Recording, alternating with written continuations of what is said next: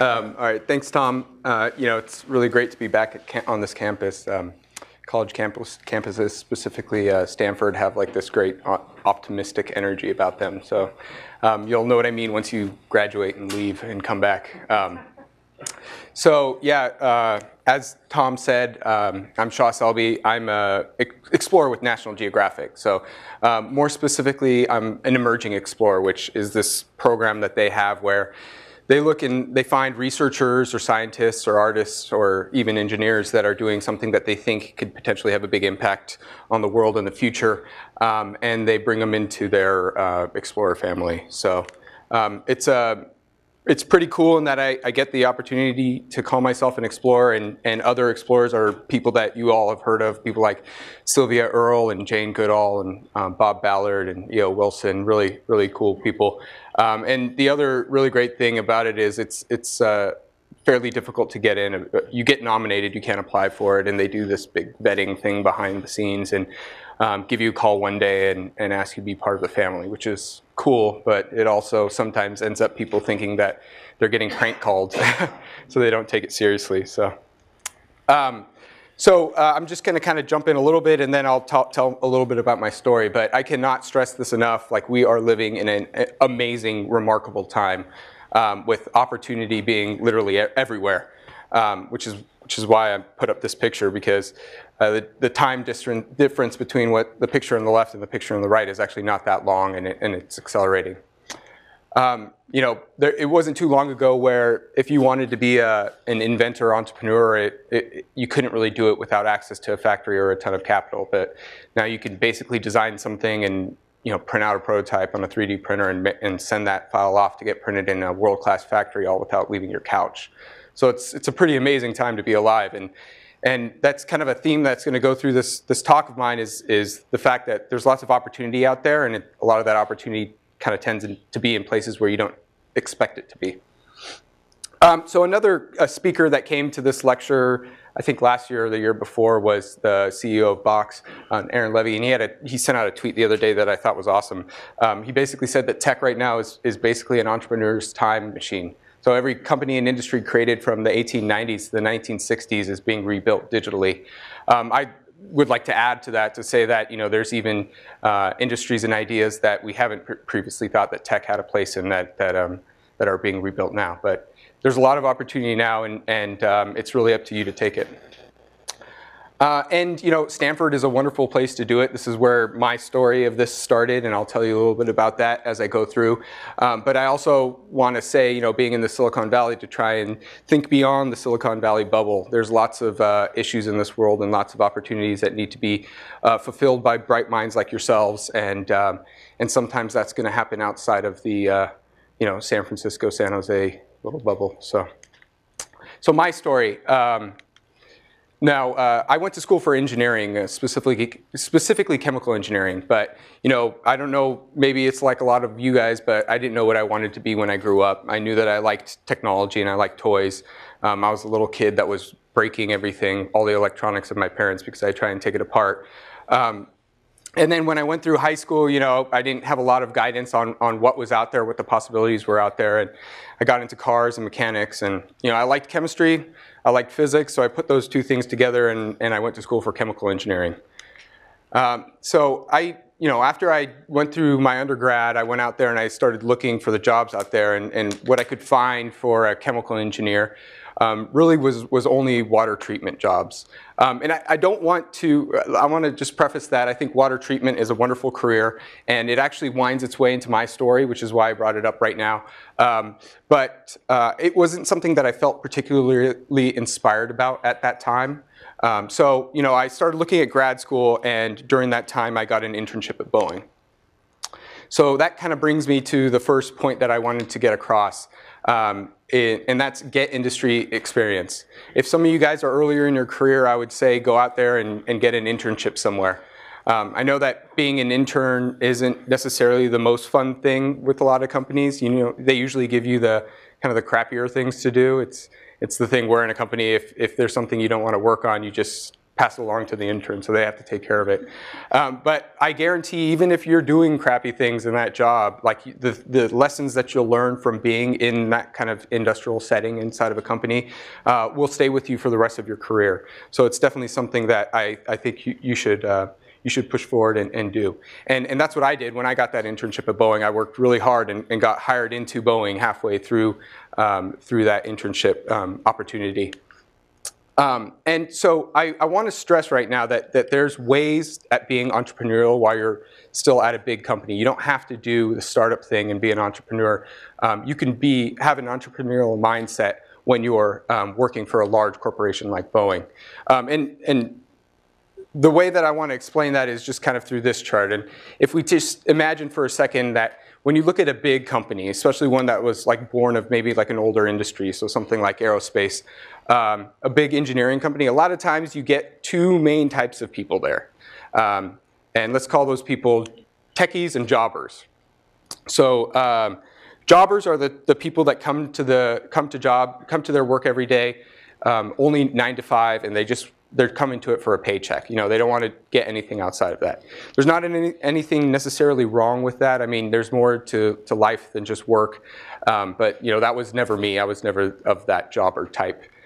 The other people are the techies, and those are the people, you know, like the brilliant engineers, the specialists, the program managers, the types of people that, you know, want to become very, very good at one thing. And they care very much about that, but they really don't care about anything else in the company.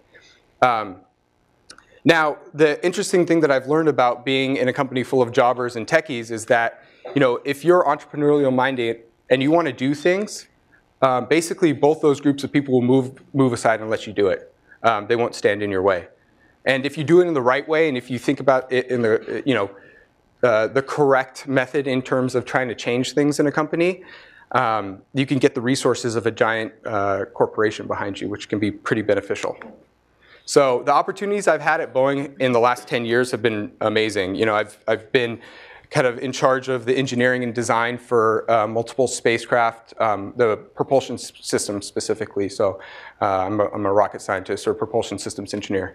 You know, I've gotten to be part of a team that launched over 11 spacecraft and worked the mission control. Many of those times I was a lead propulsion engineer for that. And when you get to do that, you get to do things like cool things like sit in mission control and say, propulsions go for launch, you know, during the countdown. So when I did that, I could, you know, check that off a bucket list that I didn't even know existed, because who has that on a bucket list? And you know, I got to learn quite a bit about the different things that you can do in that industry. It's been a really, really wonderful opportunity. And then the other good thing that came out of being at a big company was that I got my education all paid for.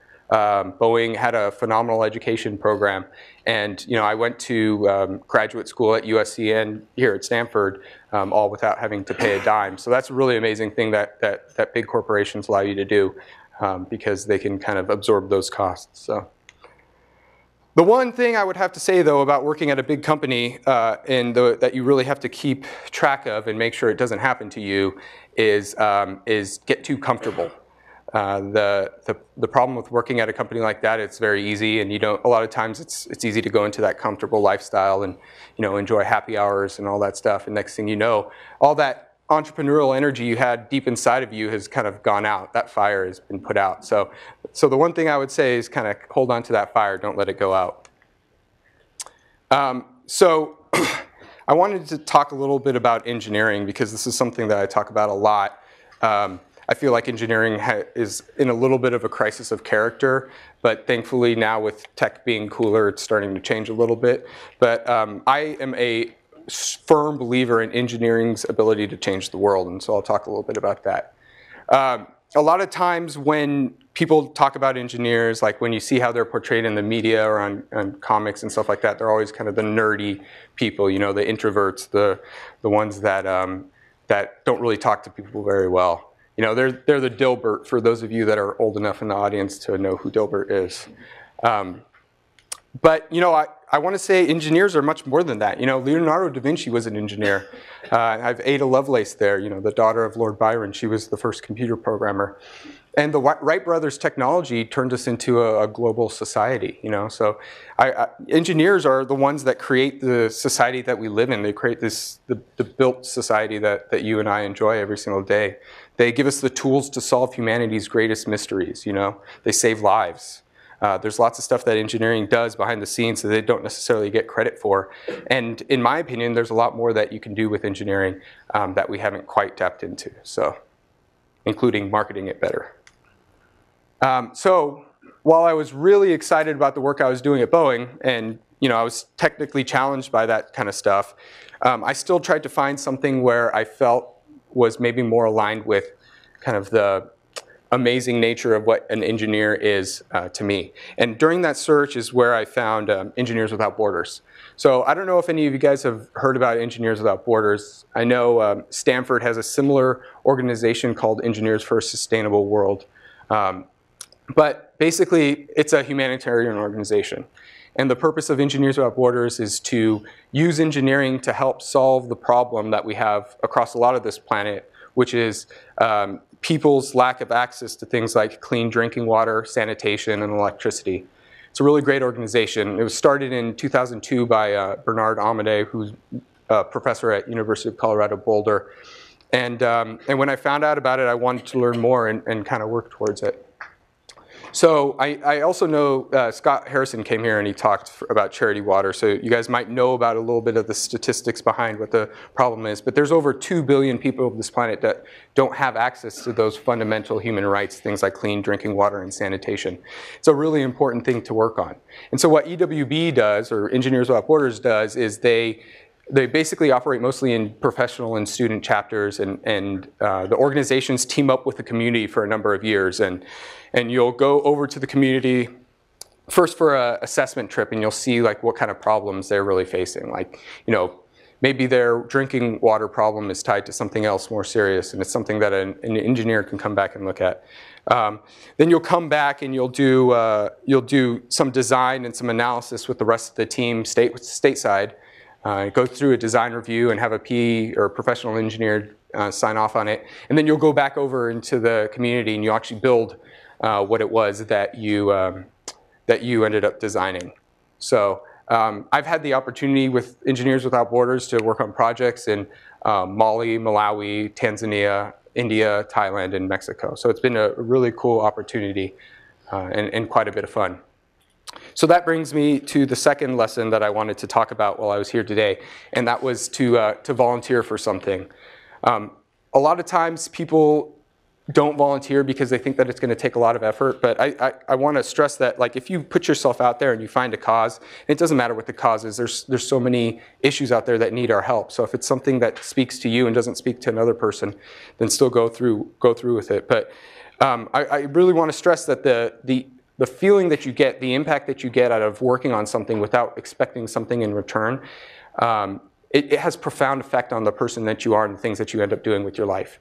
And if you want to look at this in an entrepreneurial sort of way, if you want to end up working on this problem or working in an industry associated to that problem, through volunteering, you could really start to understand the problem more deeply and gain credibility in talking about that. So, you know, I volunteered for Engineers Without Borders for a number of years.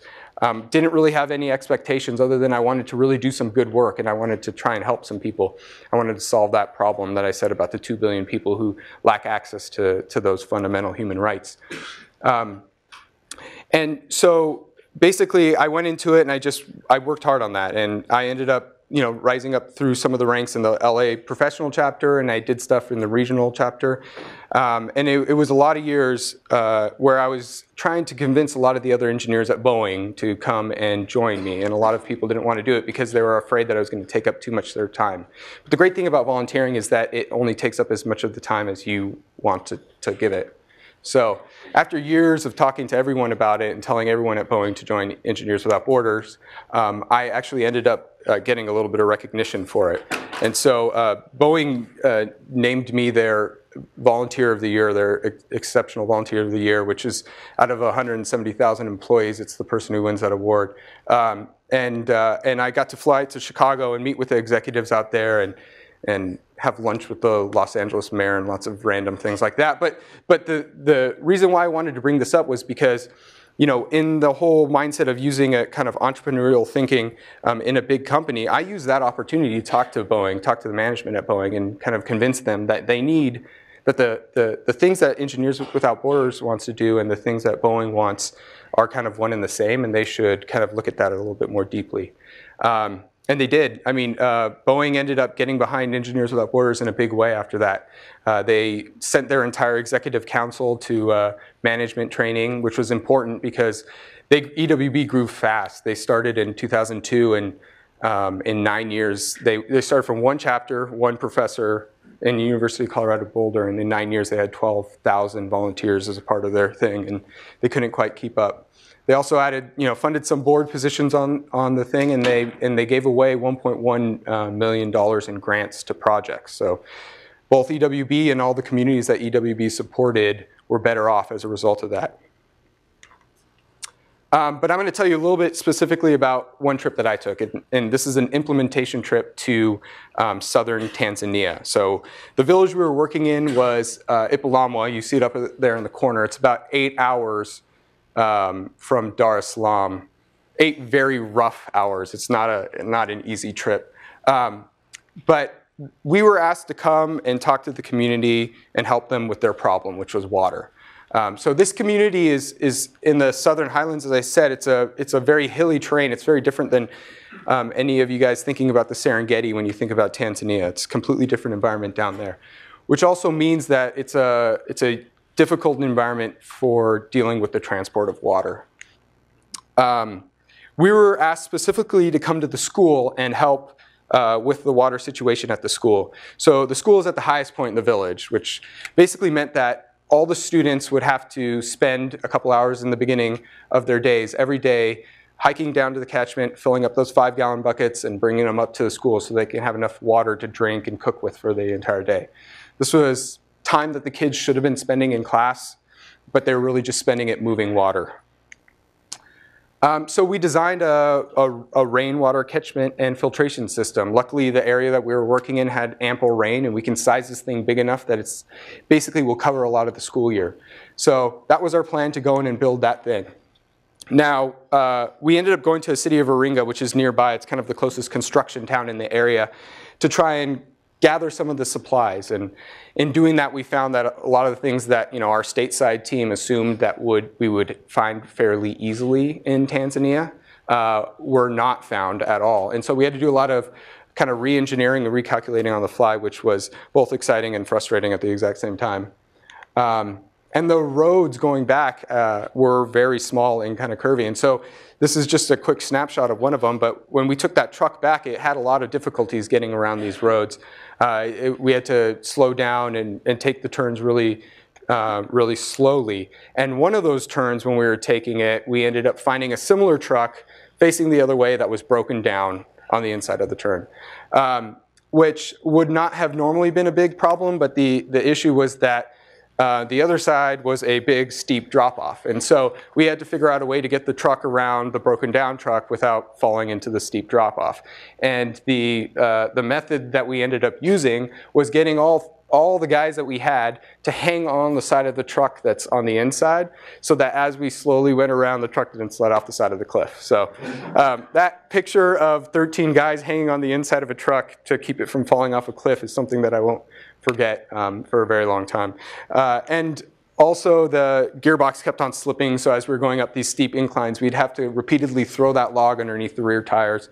It was a really big, long process, but finally we ended up getting to the school and unpacking all the materials and started on what ended up being a very frustrating build. So things didn't end up getting any better at this point. None of the tolerances were correct. Everything didn't go together the way that we wanted to. The sand for the filter was way dirtier than we ever expected it to be. And so it started to get hard, right? We were 4 engineers and a bunch of villagers that were working together on this thing, and tensions were getting high. And this was mostly because we didn't know if we can finish the build in the time that we allotted for it. Even down to the nails that we would use. We would try and bang the nails into the wood, and the nail would just bend in half and shoot off in the distance. And so we started kind of getting a lot of, there was a high tension in the air about this kind of build. But I do remember one day where we ended up walking out from the schoolyard, and I looked over, and we saw everything sitting up there, finally put together. I mean, they had, while I was inside working, they had put the tanks up on the stands, and that was the day where it kind of felt like, okay, we're going to finish this thing.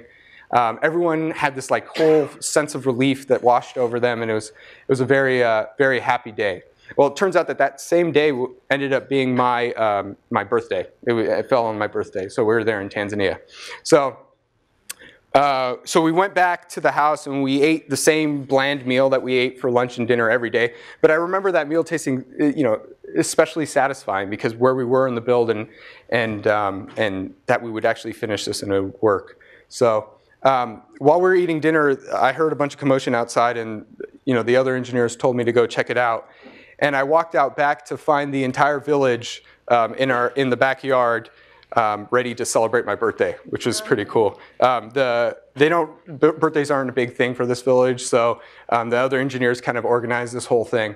But we ended up spending the entire night, dancing to drums and drinking corn beer under the most amazing view of the Milky Way I've ever seen.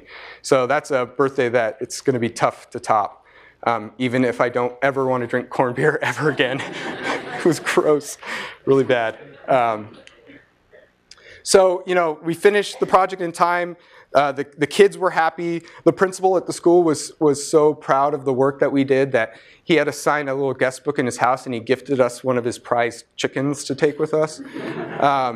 And the system still works to this day. So, I want to stress that if it wasn't for volunteering, I would have never had an experience like that. I would have never met people like that. So I say to you, go put yourself out there and see what's out there. Okay, but it wasn't until I came here, until I was at Stanford, that I kind of found what I consider my true calling. So as Tom talked to a little bit, while I was here, I was taking grad courses in management science and engineering, and I ended up taking Tom's global entrepreneurial marketing course.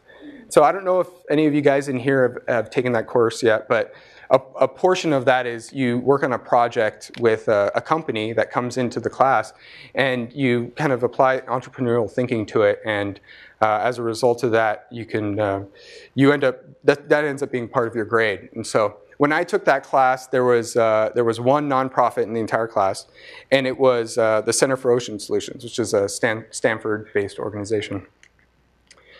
And the problem they wanted us to look at was the problem of illegal fishing. So, like many of you, I probably didn't know very much about illegal fishing. I knew that there was probably some shady fishermen out there, and that it was probably contributing to the problem of overfishing in the world. But I didn't realize what a big problem it actually was.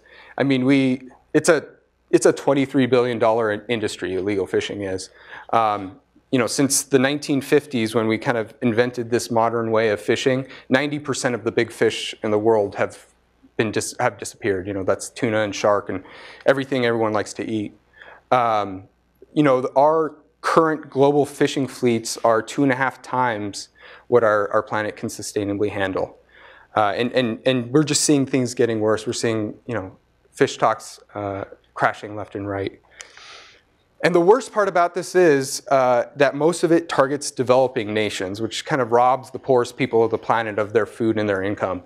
And a lot of times they'll even take those people and they'll put them on the boats as fishers, and a lot of these vessels act essentially as slave ships. They don't let the people off the boats. They're out at sea for a long time. They just dump their catch at sea on bigger container vessels and barely pay these people anything. So it's actually a human rights issue as well. And 2 billion people on this planet rely on our oceans for their primary source of food and income, the primary source of protein. So it's a big thing. And lastly, I know you guys have probably heard of the piracy problem that we have in Somalia. Well, that piracy problem really came from this. The guys who are now pirates, the Somalians who are now pirates, were originally fishermen. And basically illegal fishing off the coast of Somalia was rampant. There was lots of Italian vessels that were fishing quite aggressively out there, and they were dumping pollution into the waters, and it basically turned all that water over there into a wasteland. And so, you have boats and guns and no government, and so what do? You become a pirate, and that's kind of where that whole thing happened. It's really sad. So me and two other individuals wanted to work with Center for Ocean Solutions on this problem. And we thought that maybe the right answer to the problem was in technology. So basically the way that we protect our coasts now is the same way we've protected them for centuries. Essentially, most of the time what we do is we'll get in a boat and we'll just shoot out there until we randomly find someone doing something they shouldn't be doing, and then they get in trouble for it, which is crazy. And so we thought that there's much better ways to do this.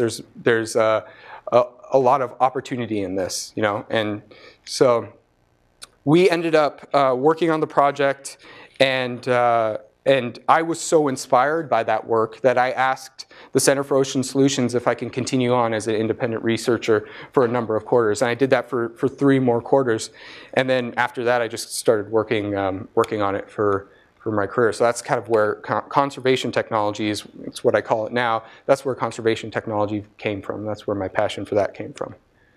And so that brings me to the next lesson that I wanted to share, and that's opportunity exists everywhere. I wanted to stress this because, when I first started this, if you would have came to me 10 years ago and told me, at Shah Selbe, I believe that you're going to be working on helping wildlife populations in the world, I would probably say to you that I don't have the skills to do that, And then I would never have found out 10 years later that I actually precisely have some of the skills that can help solving some of those problems.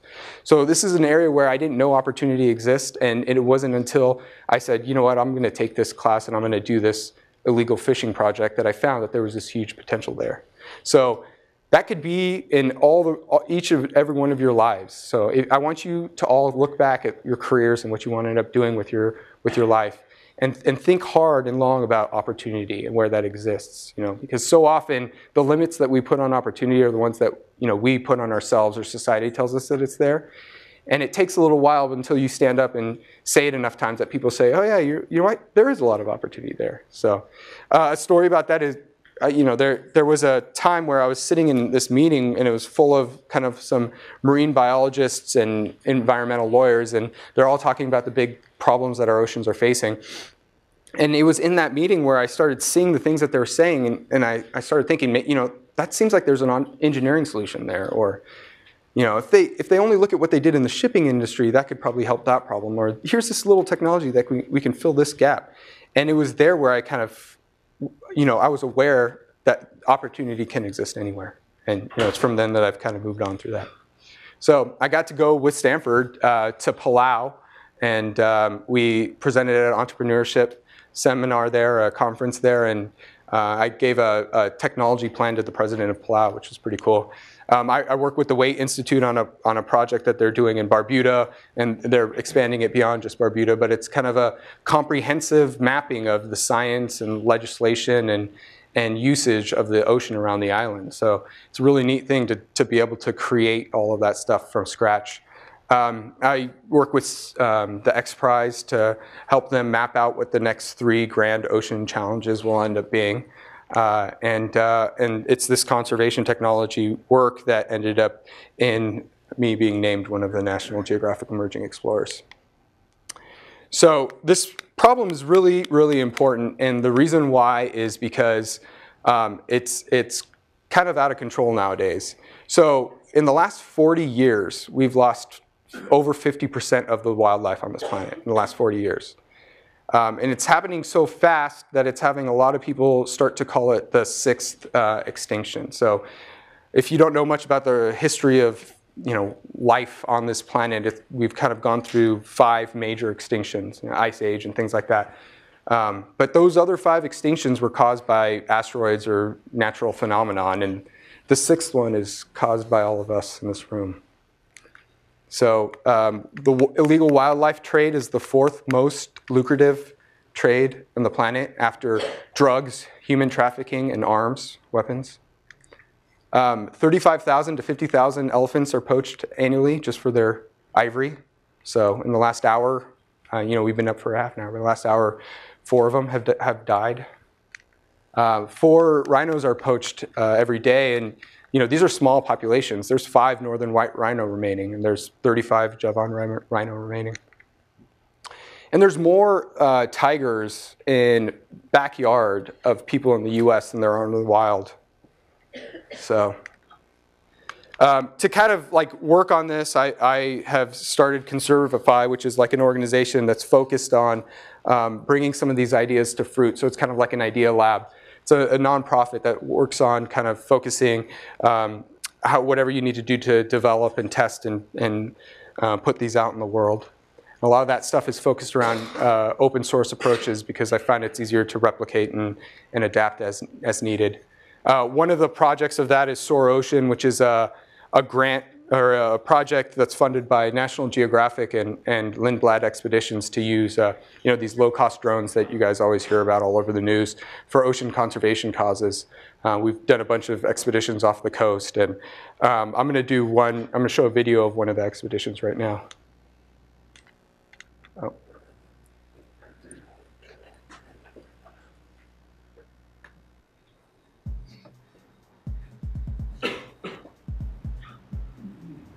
I'm Shah Selbe. I'm an engineer, an ocean conservation technologist, and an emerging explorer with the National Geographic Society. This weekend we're in San Simeon on the beautiful coastline of California. We're here because I'm principal investigator for a program called Soar Ocean, which is a grant that's funded by National Geographic and Lindblad Expeditions to use low-cost UAV or drone technology to monitor and protect our oceans. The value in using UAV technology or drone technology for ocean purposes is there's a lot of reasons why we need to get an aerial vantage point in order to collect more data about our ocean, and something that I specifically focus on is how to stop things like illegal fishing and poaching of our ocean wildlife. It's often way too expensive to fly a manned aircraft, and the resources are limited. A lot of times this role falls to the military, but I believe that communities can be empowered to collect the necessary data and help the authorities to better protect these delicate species that we have in our coasts. Hi, my name is Patrick Meyer. I'm a National Geographic Emerging Explorer, which is how I know Shah, who's also a fellow explorer. We met last year and we immediately hit it off. We've both got a passion for civilian UAVs or non-lethal drones, except I come to this space from the humanitarian side of things. I work in humanitarian innovation through technology, and I'm here this weekend to really learn as much as I can hands-on from Shah and his team of experts in this civilian UAV space, and learn what it means to deploy UAVs in settings like the one we're at here, which is somewhat remote and isolated. You don't have all the tools and electricity and everything else you might need, which is very similar to a humanitarian setting. And how do we still deploy these UAVs in a timely way? And it really behooves us to go beyond our own field and to talk and interact with experts in other fields like environmental conservation, ocean protection, and learn how they're using new technologies like UAVs. So I'm very excited about the future of this innovation and technology in the humanitarian settings. I think it will literally help us save lives and alleviate suffering where people need it the most. So there's going to be a number of different expeditions. This is the first of at least 3, with the ultimate goal of ending up in the Channel Islands to try and show the power of using these low-cost versions of drones in long endurance flights of patrolling our oceans. So a lot of the information behind that's coming out pretty shortly, so you can follow it on Twitter if you want to find out more information. But another project that we worked on was how you can use kind of crowdsourcing to help protect the coast. So you guys have heard of like citizen science. So this is like citizen protection. So create the tools and the ways that people can work together to create like the neighborhood watch for the seas. This program has been folded in something else that we're working on now that will be coming out shortly. And then the final thing that I work on is a lot of different types of sensors and other kind of open devices that allow us to understand more about the environment and help us protect the environment. So I'm going to show a quick video about one of those projects and then tell you some stories about that.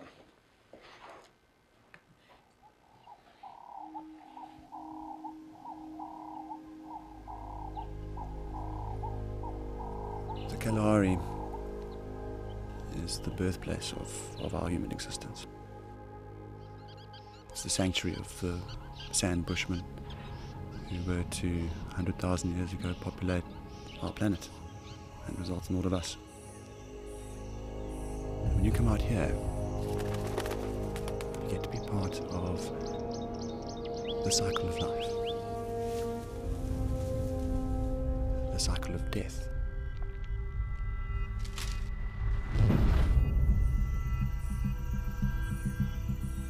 The Okavango Delta is our mother of the Bayei tribe. We depend in the Okavango Delta. All the food we have, we get it from the Delta. The source of the Okavango River is on the Bay Plateau in the Angolan highlands.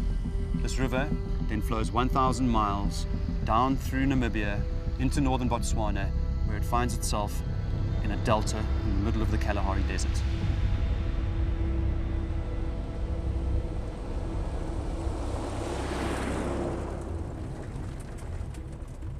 "27 years of war ended in 2002. The development in Angola since then has been rampant. We're looking at the potential for dams, for agricultural developments, for pumping schemes. All of these things are going to change the flood dynamic in this sensitive wetland ecosystem. If the water disappeared, our tribe, they won't survive anymore. Animals as well, they won't survive because they're water dependent. The urgency is now. We are taking dugout canoes, or mekoro, with our team down the length of the Okavango River. The idea of it seems like madness. Never forget where you are. You have to make sure that you keep your eyes open so that you know where they are, or you listen very well to hear. Big one in front.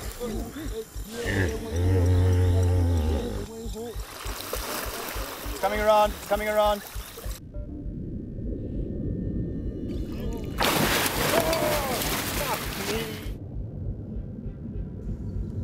We've been living out here, used to sounds of hippos, like you can hear them behind me right now. Used to sounds of elephants in the distance, trumpeting about their who knows what, and we've been part of it in an incredible way. This place is really special. I want to work to make this place stay the way it is, to help this place any way I can. We can bring that place back. We can turn it again into the elephant factory for Africa. In the famous dictum of Henry David Thoreau, in wildness is the preservation of humankind. It is the very pulse of this planet. And when we lose these last wilderness areas, like the Okavango Delta, we lose the beating heart of our planet. So, I don't know how many of you guys know about the Okavango Delta. That's a kind of a good summary on it, but it's in Botswana, and it's easily one of the most amazing places on this planet. There's lots of concern for the development that's happening in Angola. There's, if you go to the capital of Angola, it's actually more expensive than many European cities that you go to because of the amount of development and amount of people who are coming to that city. But this is the Okavango Wilderness Project. And so the project lead was Steve Boys, the person that you saw talking. He's a TED fellow and biologist. He does this multi-year expedition in the Okavango to do surveys of birds and other mammals.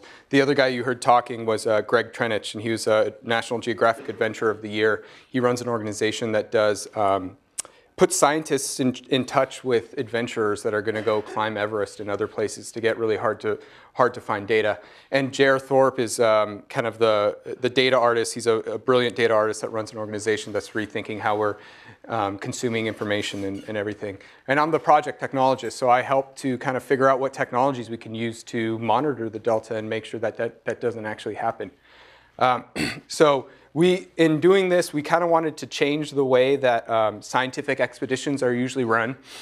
in the past, scientists would go out on an expedition and they would gather a bunch of data and they'd kind of sit on it and wait on it to publish it and gain all these accolades.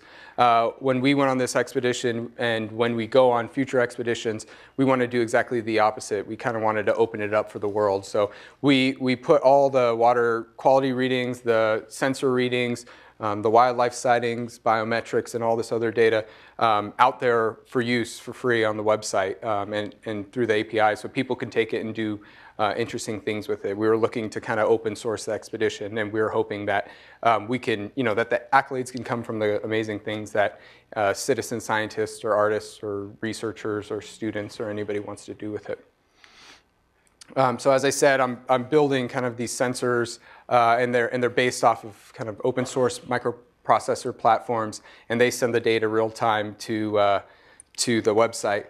For this last one, we put just a handful of sensors, kind of prototype versions up in different parts. But this next year's expedition, I'm deploying an entire mesh network across the Delta to gather the information that we need. But I want to talk a little bit about the expedition itself, because those 17 days were the greatest adventure I've ever been on in my entire life. I'm not sure if you got it from the video itself, but this was not an easy trek. This was pretty crazy. We were in boats, in little canoes like that, surrounded by hippos and lions and elephants and crocodiles. Without a gun or anything like that. And so we had to be pretty careful. And not only that, but we had to pull the boats over water for a number of days. 3 days this last expedition, it could be as much as 9 days. And there's only a handful of people in the world that know how to get to this really pristine area on land or on water. And they were our guides for this expedition.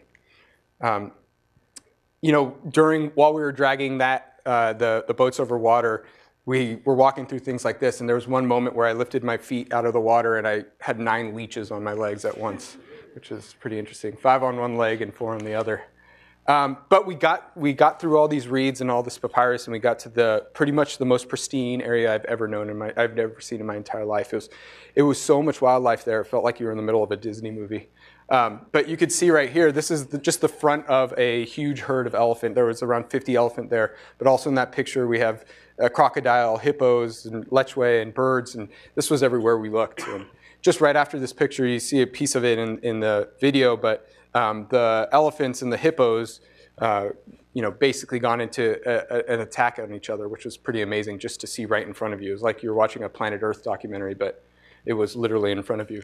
And so I don't know how much you guys know about hippos, but they kill more people in Africa than any other animal out there. They are horrible. They're scary. And we were charged by a number of them. The thing that hippos do is, there was sounds of it in the video, but basically they sit at you and look at you like this, and they grunt, and they make this noise that's like, oh, oh, oh, oh. I mean, it's kind of a grunt, and it's kind of like an old man laughing if you put both those together. And then when they want to charge you, they drop to the bottom of the water, like onto the bottom of the channel, and they run. So you see the head, you hear the grunting, and then you see a wake moving towards you, and you just have to kind of move as fast as you could possibly move. But the experiences we had with the elephants were amazing too. This picture was taken, we were setting up camp one day, and our expedition photographer, James Kidd, came over and he told me, oh, there's 3 adults and a baby right over there on the other side of the trees. And so I walked over to this tree that I thought was kind of along the path where they would walk, and I climbed up into the tree and I started taking pictures. And it, slowly, one by one, each one of the elephants walked right past me. It was one of the most amazing experiences I ever had in my entire life. I felt like nothing else in the world existed except for me and these magnificent elephants. But the last one was a bull, and he looked over at me and did kind of this aggressive behavior that they sometimes do, where they lift up their foot and they flap out their ears. And in that moment, I went from feeling the most amazing experience I've ever felt to being most scared I've ever been in my entire life. I've never felt more small than sitting on that tree and that thing looking at me. But it obviously kind of thought I was not very interesting and just walked away. So the final lesson that I want to bring to this class is I want to say find your inspiration and that the world needs you. I think that all you guys can potentially find something that inspires you as much as kind of conservation and technology inspires me. It's all out there for each and every one of you. You just got to start looking and try things. And so I basically plead you to go out there and put yourself out there and try and fail and pick yourself back up and keep on working on it. The world actually needs your help. We need you. So instead of thinking of entrepreneurship and engineering and innovation in terms of maybe building a better app that can filter things better than Instagram, I want you to think about the grand challenges that our planet is facing and what you can do to kind of change those challenges, what you can do to start companies or start nonprofits that can really change the tide on where we're going, because we need you to do it. Maybe by doing it, you can inspire the next generation of engineers and scientists that go off and change the world. And maybe we won't leave this planet off as badly as it seems like we're starting to put it. So, thank you.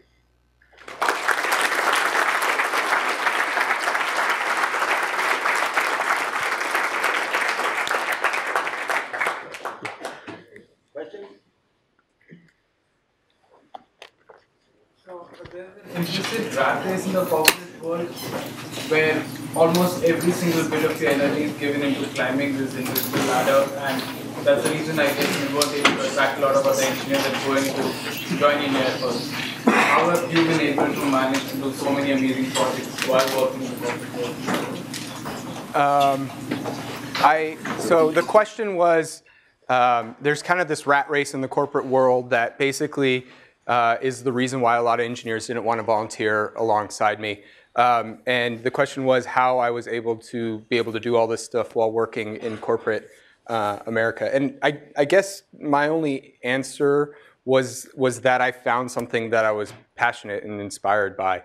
And so I'm not going to lie, I work very long nights and weekends on things. And sometimes it feels like I'm doing two full-time jobs. But I'm in a position where I feel so inspired that sometimes it doesn't matter. And then, as you kind of work hard towards something, I mean, you see this in entrepreneurship, right? Like entrepreneurs see this. If you're working hard towards an idea, you have times where you feel like it's the greatest idea in the world, and you have times where you feel like you're an idiot, And so it kind of goes through these waves, and that's the same thing that happens when you're working on anything, especially things like this. And you just got to kind of convince yourself to work through it. Work through the stressful times and keep on pushing, and maybe eventually you can get there. While we did the project you showed us in Africa, how much would you say did you learn during your studies, and how much did you learn during the job? So the question was like in pertaining to the project in Africa, how much I learned when I was studying and how much I learned on my job. I learned it all on the job. So I'm an engineer and I know engineering principles, and I've worked in industry as an engineer, and I understand like kind of how to go about those problems. And I've learned a lot of that stuff from school. My master's degree was in systems engineering, so I know how to look at things from a systems perspective and boil down the requirements and everything like that. So I use that in this stuff. But the technology itself, I mean, most of it I've kind of just learned from working with people or the internet. I mean, that's part of the whole, we're living in this amazing time, right? We have the opportunity to learn these things. And if you hang out around like maker spaces or anything like that, most of the people that are building interesting things in a lot of the maker spaces are not engineers. They're just random people who have figured out how to build something, and they're buying hardware and doing it. So.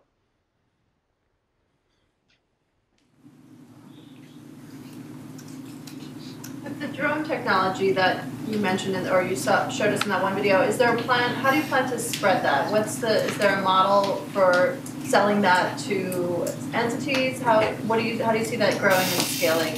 So the part that was already funded was to put together all the information around it, what the limitations are, like operations, kind of lessons learned, everything, and through the expeditions and all that stuff's going to go on the Soros website. So it's effectively going to be open for anybody who wants to use it and do anything with it.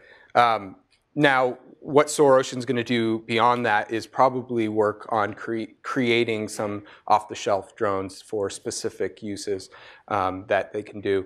I don't want to build my own drone. There's a billion companies doing that nowadays, but configuring it in the correct way and deploying it is something that there's a ton of interest in. So do you plan on starting your own nonprofit, or would you rather keep this as a voluntary experience? Yeah, that's what Conservify is going to be.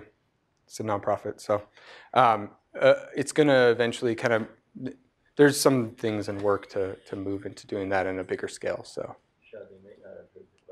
Oh, the question was, am I going to start this as a nonprofit or just do it on the volunteering side? And I said that it is a nonprofit and it's moving towards the kind of much bigger operation. So that's the plan for 2015. More suggestions about stopping this illegal fishing problem across the planet? Yeah, so the question was more suggestions about stopping the illegal fishing problem.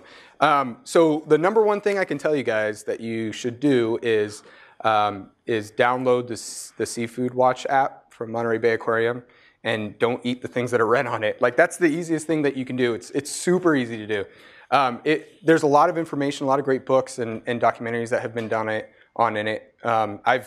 Me personally, I know so much about that kind of stuff because I've been working in it so long that I'm the guy that nobody ever invites to sushi.